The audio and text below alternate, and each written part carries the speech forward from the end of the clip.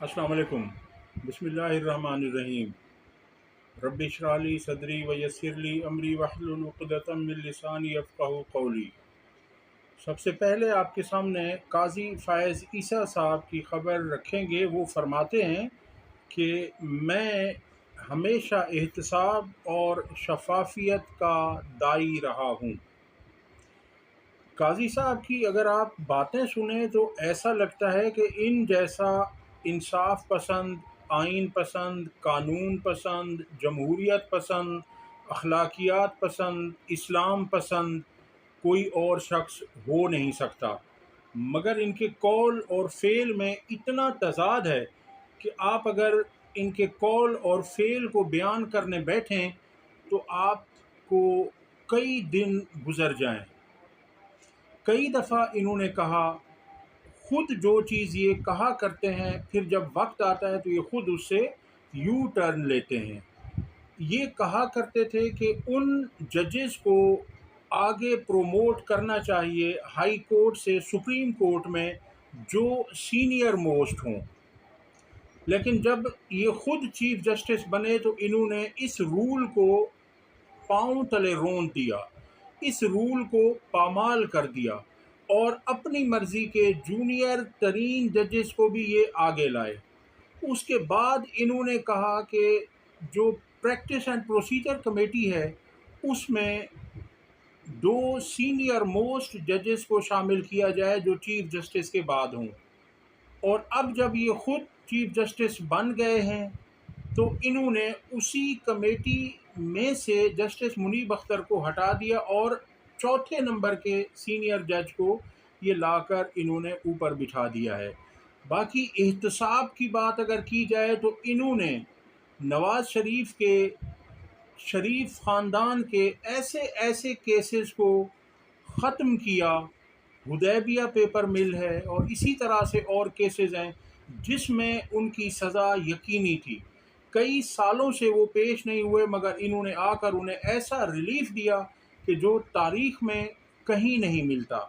और रही बात शफाफियत की तो वो जो काजी साहब ने इलेक्शन करवाया 2024 का, उसकी शफाफियत आप देख लीजिए।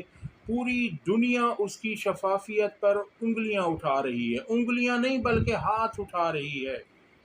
जो काजी साहब की शफाफियत में इलेक्शन हुए, तहरीक इंसाफ को कुचला गया, मारा गया, रोंदा गया, घसीटा गया, चादर चार दीवारी के तकद्दुस को पामाल किया गया, सब कुछ आपके सामने है। तो आप देख लीजिए, खुद फैसला कीजिए कि काजी साहब किस हद तक एहतसाब और शफाफियत के दाई हो सकते हैं। उधर पंजाब में एक 18वें ग्रेड के ऑफिसर ने व्हाट्सएप ग्रुप में लिखा कि मौजूदा हालात में नून लीग से मज़ीद हुकूमत करवाना थके हुए खुसरे से डांस करवाने के मुतरादिफ है। उनका इतना कहना था। इस तबसरे के बाद उस ग्रेड 18 के सरकारी अफसर को शो कॉज जारी कर दिया गया। उनके मुताबिक उनका कहना था कि ये इनका नाजेबा तबसरा है और इस तबसरे की पादाश में सेक्रेटरी स्पेशल एजुकेशन हुकूमत पंजाब ने ज़िला साहिवाल में तैनात ग्रेड 18 के सरकारी अफसर को शो कॉज नोटिस जारी कर दिया है और 7 रोज़ में तहरीरी जवाब जमा करवाने का हुक्म दिया गया है, वगरना महकमाना कार्रवाई उनके खिलाफ की जाएगी। अब इसमें आप देख लीजिए कि इस हुकूमत के काम के अगर कोई शख्स सच भी बोले तो उस पर भी इस तरह की कदगने हैं। क्या उस सरकारी अफसर ने सच नहीं बोला? क्या इसी तरह नहीं है? क्या इनके हुकूमत इनके बस की बात है? मेरा नहीं ख्याल कि इनके बस की बात है हुकूमत करना, और ना ये हुकूमत सही से कर रहे हैं। उन्होंने बात तो सही की है, अगर उनका लहजा, उनका अंदाज़ बयां अगर इन्हें पसंद नहीं आया तो वो अलग बात है। दूसरी तरफ वज़ीर ख़जाना मोहम्मद औरंगज़ेब ख़ान का कहना है कि मुल्क में अब नॉन फाइलर्स की गुंजाइश नहीं है, इन पर सख्त पाबंदियां लगाई जाएंगी। کسی اور طبقے کو انہوں نے نہیں بخشا۔ اب جو لوگ افورڈ نہیں کر سکتے ان پر بھی اب یہ پابندیاں لگائی جائیں گی اور انہیں مجبور کیا جا رہا ہے کہ وہ فائلر بنیں۔ وزیر خزانہ کا کہنا ہے کہ پاکستان میں اب نان فائلرز کی کوئی گنجائش نہیں ہے۔ جو اپنی آمدن پر ٹیکس فائل نہیں کرتا اس پر سخت پابندیاں لگائیں گے، جس کے بعد وہ بہت سے کام نہیں کر سکے گا۔ امریکی نشریاتی ادارے کو انٹرویو دیتے ہوئے ان کا کہنا تھا کہ پاکستان میں نان فائلرز کی اصطلاح ختم کرنے جا رہے ہیں، کیونکہ حکومت کے پاس نان فائلرز کا تمام ڈیٹا آ گیا ہے، جس میں ان کے طرز زندگی، گاڑیوں کی ملکیت اور بیرون ملک سفر سمیت دیگر تمام تفصیلات موجود ہیں۔ انہوں نے کہا کہ آمدن چھپانے اور ٹیکس نہ دینے والوں پر ایسی پابندیاں لگائی جا رہی ہیں جس کے بعد وہ بہت سارے کام نہیں کر سکیں گے، کیونکہ اب وہ کہتے ہیں کہ ہمارے پاس گنجائش ختم ہو گئی ہے۔ ٹیکس لوگوں کو دینا چاہیے، مگر اس کے لیے ضروری ہے کہ حکومت بھی عوام کا اسی طرح خیال کرے۔ جن ممالک میں عوام سے ٹیکس لیا جاتا ہے وہاں اس ٹیکس کے بدلے میں عوام کو بہت ساری رعایات دی جاتی ہیں، ان کے بہت سارے حقوق کا تحفظ کیا جاتا ہے، وہاں ان کا جان، مال، عزت، آبرو، صحت، تعلیم سب کچھ مفت ہوتا ہے، اور بلکہ صرف مفت نہیں ہوتا، قابل رشک ہوتا ہے۔ یہاں کیا ہے کہ نہ آپ کے ہاسپٹل صحیح ہیں، علاج کے قابل ہیں، نہ آپ کے اسکول صحیح ہیں جہاں آپ صحیح طریقے سے بچوں کو تعلیم دلوا سکیں، نہ آپ کی سیکیورٹی ہے، آپ اپنی سیکیورٹی کے لیے پرسنل گارڈز رکھتے ہیں، آپ بچوں کی تعلیم کے لیے مہنگے مہنگے پرائیویٹ اسکولز میں ان کا ایڈمیشن کرواتے ہیں، آپ صحت کے لیے مہنگے ہاسپٹلز میں اپنا علاج کرواتے ہیں، تو پھر عوام سوچتی ہے کہ ہم انہیں ٹیکس کیوں دیں؟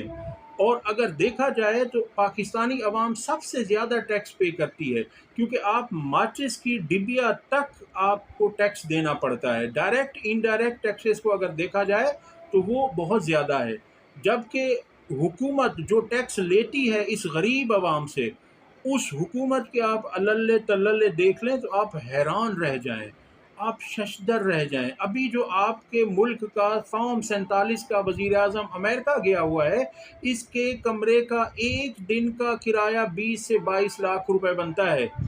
اب ایسے ملک کا وزیر اعظم جہاں عوام کی حالت زار دیکھنے کے قابل ہے، جہاں کئی لوگ رات کا کھانا کھائے بغیر سو جاتے ہیں، جہاں کروڑوں بچے اسکول نہیں جا پاتے، وہاں یہ صاحب جا کر اس طرح سے اڑاتے ہیں انہی عوام کے ٹیکس کے پیسوں سے۔ عمران خان جب دورے کیا کرتے تھے تو وہ سفارت خانے میں جا کر رہا کرتے تھے، مگر یہ عوام کو نچوڑ کر خود جا کر عیاشیاں کرتے ہیں۔ اگلی خبر آپ کے سامنے رکھتے ہیں اسلام آباد ہائی کورٹ سے، اور یہ لاپتہ افراد کیس سے متعلق ہے۔ لاپتہ افراد کیس کی سماعت ہوئی ہے اور یہ اسلام آباد ہائی کورٹ کے لارجر بینچ نے 14 لاپتہ افراد کے کیسز کی سماعت کی۔ جسٹس محسن اختر کیانی، جسٹس طارق محمود جہانگیری اور جسٹس ارباب محمد طاہر بینچ کا حصہ تھے۔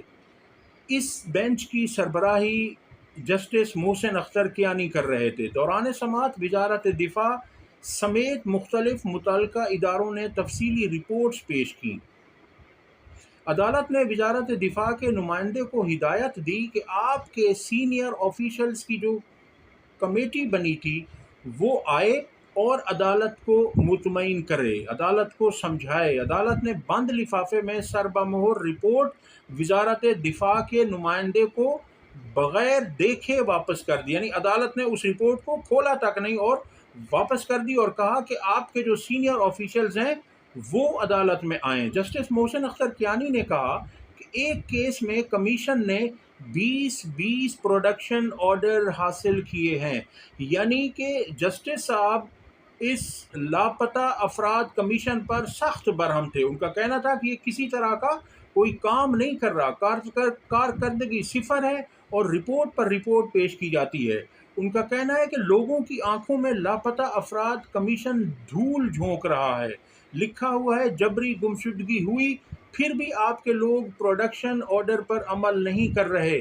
مجھے سخت تکلیف ہوئی جو کمیشن کی رپورٹس میں نے پڑھی ہیں۔ یہ نظر ثانی کا اختیار کمیشن کے پاس کہاں ہے؟ میں نے پڑھا، کہیں نظر نہیں آیا۔ میرے آرڈر پر عمل ہوگا، اگر نہیں ہوگا تو پھر مجھے یہاں بیٹھنے کی ضرورت نہیں ہے۔ آج ہم آرڈر کر رہے ہیں جن افراد کو کمیشن جبری گمشدہ ڈکلیئر کر چکا ہے، ان کی فیملی کے لیے 50 لاکھ روپے کے چیک لے کر آئیں۔ جسٹس محسن اختر کیانی نے ایڈیشنل اٹارنی جنرل سے مکالمہ کیا کہ اگر انسداد دہشت گردی عدالت پر آپ کو یقین نہیں تو پھر ملٹری کورٹس بنا لیں۔ جتنا علاج کیا مرض اتنا بڑھتا گیا۔ اس کا مطلب ہے علاج ٹھیک نہیں ہے۔ لاپتہ افراد ایک حقیقت بن چکے ہیں۔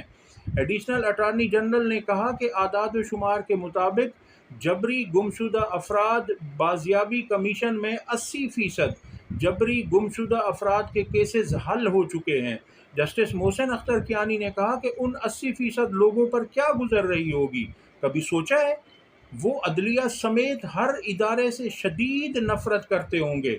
قانون نافذ کرنے والے اداروں کی کتنی تعداد ہوگی؟ کتنے شہریوں کو ایسے رکھ سکتے ہوں گے؟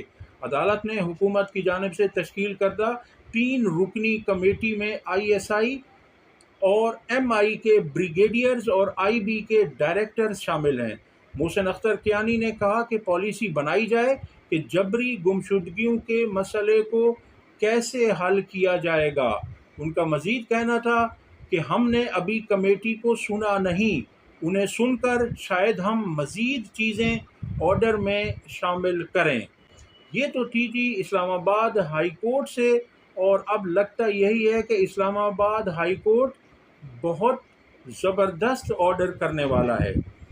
گزشتہ روز ایک اسرائیلی اخبار میں عمران خان کے بیان سے متعلق ایک خبر شائع کی گئی، ایک کالم شائع کیا گیا، اس میں عمران خان نے خود اس پر تبصرہ کیا، اور دیکھیے کہ یہ لوگ کیا کہہ رہے تھے اور عمران خان صاحب نے خود کیا کہا ہے۔ ان کا کہنا ہے کہ اسرائیلی اخبار کے مضمون میں میری تعریف کی گئی ہے۔ مسلم اور مغربی دنیا میں قابل بھروسہ ہوں۔ اڈیالہ جیل میں گفتگو کرتے ہوئے عمران خان نے کہا کہ اسرائیلی اخبار کے مضمون میں میری تعریف کی گئی ہے۔ ان کو انگریزی سمجھ ہی نہیں آتی کہ عمران خان مسلمان دنیا اور مغربی دنیا دونوں میں قابل اعتماد ہے۔ عمران خان نے کہا کہ اسرائیل پر میرا موقف وہی ہے جو حکومت پاکستان کی پالیسی ہے۔ ان کا کہنا ہے کہ کل سے پروپیگنڈا کیا جا رہا ہے کہ میں اسرائیل سے تعلقات کا خواہاں ہوں اور بڑا حامی ہوں۔ عمران خان نے کہا کہ اسرائیل فلسطینیوں کی نسل کشی کر رہا ہے۔ پہلے اسرائیل سیز فائر کرے، آپ 2 ریاستی حل کی جانب جائیں، پھر آپ سے بات ہوگی۔ عمران خان کا کہنا تھا کہ اسرائیلی اخبار میں لکھا گیا ہے کہ میری مغربی ممالک اور مسلم امہ میں کریڈیبلٹی ہے، یعنی عمران خان کے متعلق اس نے کہا کہ مجھ پر مغربی ممالک بھی اور مسلم امت بھی اعتماد کرتی ہے، ٹرسٹ کرتی ہے، میری بات پر یقین کرتی ہے، میری بات کو مانتی ہے۔ تو عمران خان نے کہا کہ یہ اس اخبار میں لکھا ہے، یہ نہ پڑھتے ہیں، نہ یہ پڑھے لکھے ہیں، نہ یہ کوشش کرتے ہیں، تو اس میں کہاں سے لکھا ہے کہ عمران خان اسرائیل کو تسلیم کرنے جا رہے ہیں؟ عمران خان کے متعلق پورا میڈیا بھرا پڑا ہے کہ عمران خان نے کیا کہا تھا۔